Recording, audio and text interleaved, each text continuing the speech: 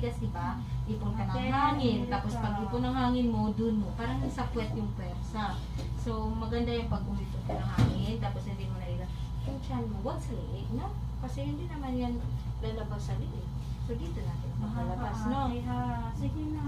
Sakit na? Tulungan mo yung Nagka-cramps ka sarili na. mo. Kasi nga, andyan ang ulo ni baby. O, sige. Sige na. Malalim. Hatak mo.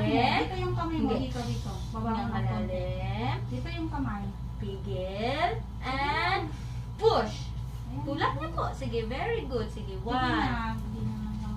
2, 3, 4, 5. Sige, ma'am. Tulak niyo po, ma'am. Sige na.